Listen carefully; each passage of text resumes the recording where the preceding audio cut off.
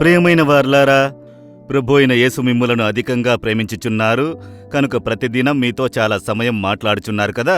ప్రతిరోజు ఒక్కొక్క మాట చెప్పి మిమ్మల్ని ధైర్యపరుస్తున్నారు. ఎందుకంటే మనం జీవించే లోకము అలాంటిది. బాధలు, ఉపద్రవములు, ఇబ్బందులు, భయభ్రాంతులు, పలు కార్యములను మనం సంధిస్తున్నాం కదా. కనుక అనుదినం మనకొక బలము అవసరమై ఉన్నది. అందువలన ప్రభువు అనుదినము మీతో మాట్లాడుచున్నారు. దాని కొరకు మనం యేసుతో కూడా నడిచే అనుభవం విడిచిపెట్టకూడదు. అనుదినము యేసు కరమును పట్టుకుని నడవాలి. నేను చెప్పాలంటే యేసుతో కూడా నడుస్తున్నాను, అనుదినము యేసుతో కూడా నడుస్తున్నాను, ఆయన నన్ను కరం పట్టుకుని నడిపించుచున్నారు అని చెప్పే అనుభవంలో మనం జీవించాలి. ఒకరోజు మీరాయనతో కూడా నడవకపోతే అది మీకు బాధింపును కలుగజేయును. కనుక దేవుని మాటలను జాగ్రత్తగా విని యేసుతో కూడా నడిచే ఆ అనుభవంలోనికి ఇంకా ఎదగాలి. ఇంకా యేసుతో కూడా సన్నిహితంగా నడవాలి.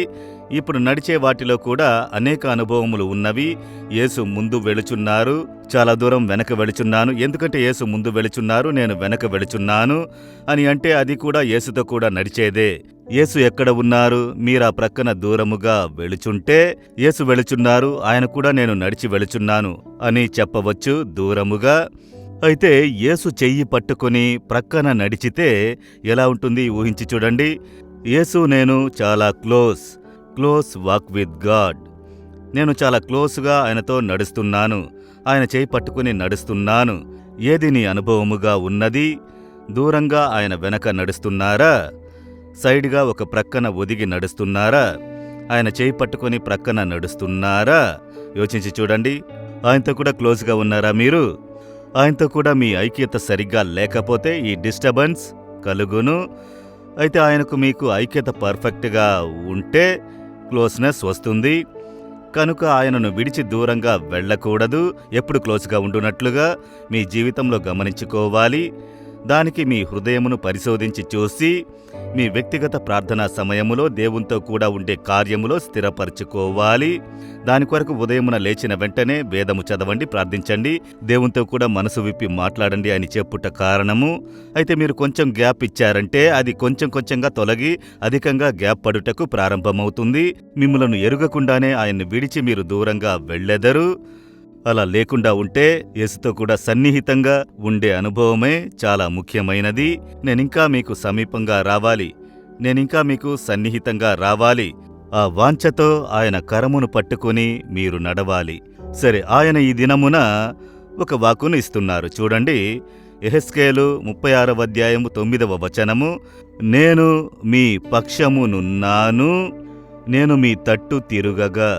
ఆయన చెబుతున్నారు, నేను నీ పక్షమున ఉన్నాను, నేనెప్పుడూ నీ మీద దృష్టి కలిగి ఉందును. అదేమంటే దేవుని కన్నులు మీ వైపే చూచును, మీ పక్షమున నేను ఉందును. అది చాలు. నాకెవరున్నారు? నా పక్షమున ఎవరూ లేరు. నాకందరూ ఆపోజిట్గా ఉన్నారు.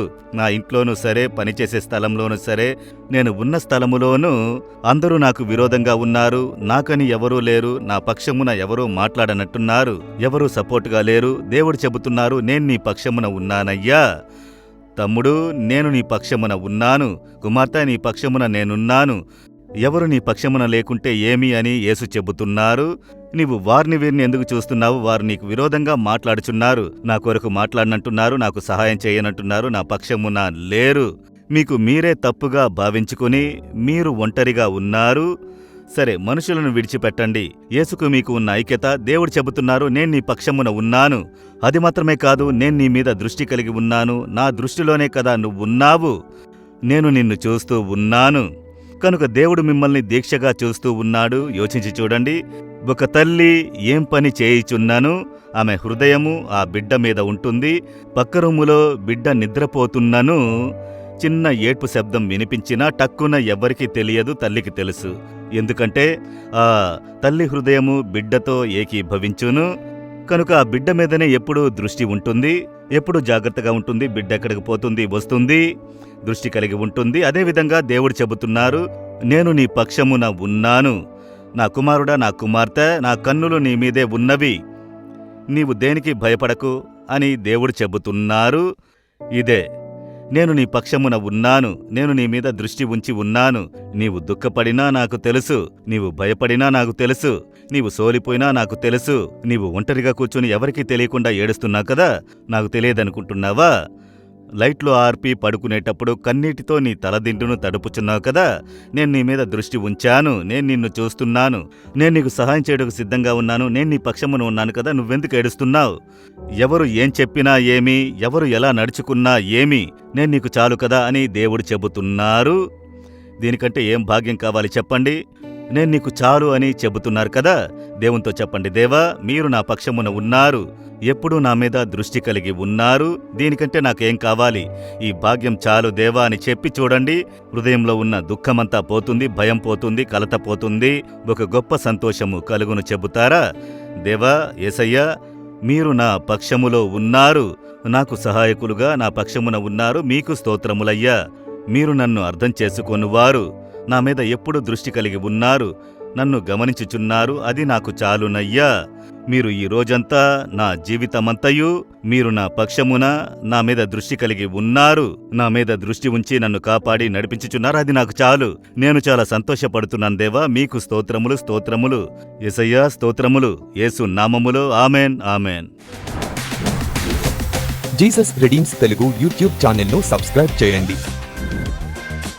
సబ్స్క్రైబ్ బటన్ను క్లిక్ చేయండి మరియు బెల్ బటన్ను నొక్కండి. ప్రతిరోజు కార్యక్రమ సమాచారం పొందండి.